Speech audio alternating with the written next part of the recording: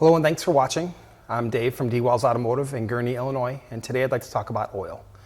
Oil has seemingly become very difficult over the last few years. What used to be a simple 5W30, 10W30, we actually now stock 10 different types of oil just for the varying applications. Traditionally with oil, there's a lot of science behind it, but the easy rule of thumb is the higher the number, the thicker the oil. It's important to use whatever your vehicle calls for.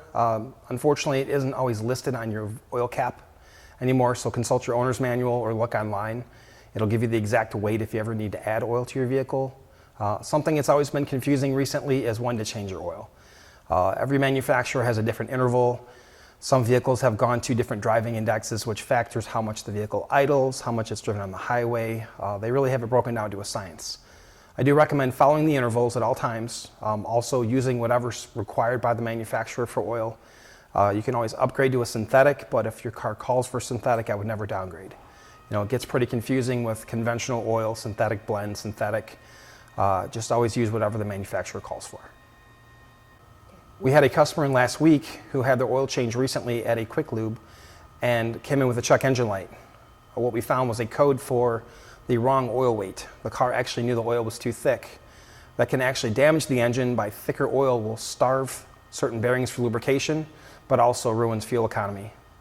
I also recommend staying away from the higher mileage or longer lasting oils. Some brands have oils that they brag can go 15,000 miles. The problem is if your car isn't designed for that, the filtration isn't designed for that, and it can actually cause damage.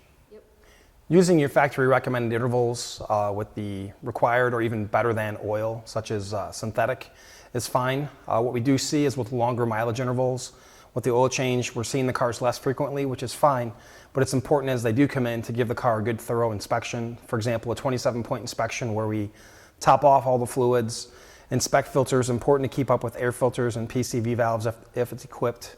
Also to just do a safety inspection. You know, as we're seeing cars less often, the ones that do come in, unfortunately, sometimes things can creep up, tie rods can be loose, ball joints can wear, and it's undetected. So it's important just to do the inspections periodically.